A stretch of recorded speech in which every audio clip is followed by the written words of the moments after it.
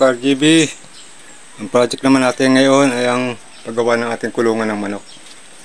Ayan. Nandito pa yung iba sa taas. Nandito. Hindi pa natin makakuha. Mamaya ipag-alis ng inahin nangingitlog. Yun o. Butas na. Lalaga pati natin sa akong sapin. Ayan. Yung project natin ngayon. Nandito yung nagawa natin kanina. Ano, ito na. 5 kwarto. Divide ko na yan. Ayan. Linisan na natin yung kawayan. Kapanguhan na tayo. Ano. Yung iba naman na ikabit ko na. Ito may tira pa ako. Bukan ko pa yan. Puputol-putulin pa. Ito. Ayan. Ikabit ko na yung iba.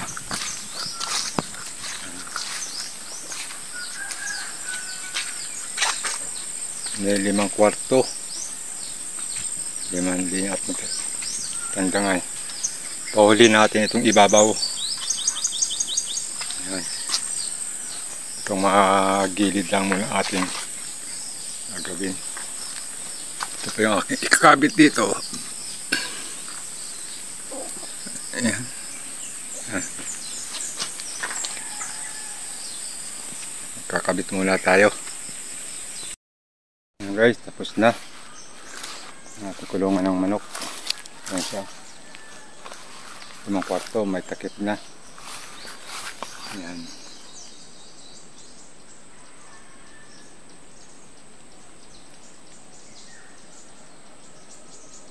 At nagawa na rin tayo ng kanyang patungan.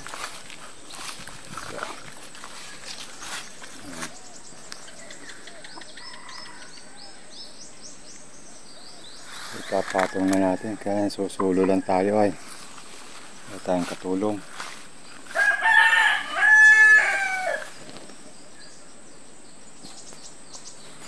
Gagamitan ko ng bangko ito para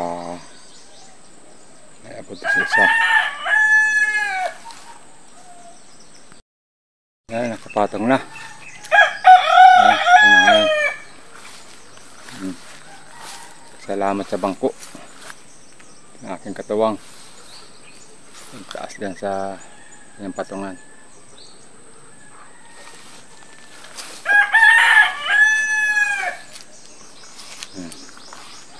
May lilim pa siyang lalandan, bayabas, saka bukado. Para natin mga alaga hindi ka mainitan. Lalagyan pa natin ng yero sa ibabaw. Umulan man, hindi siya mababasa.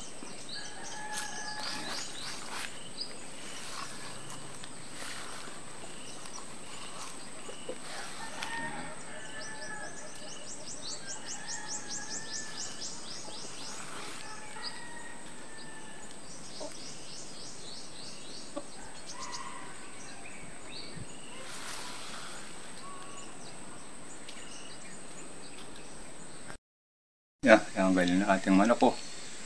Nandito sa staka ng palay. Nagalimlim sa loob ng bahay. Nandito pa yung iba oh. Yan. Sabi, buti tulay yung nagalimlim. Oh, nandito pa. Oh. Naglilimlim sa loob ng bahay. Magaling yung talaga yung size drawer pa ayo. Binatas-butas na niya yung styro.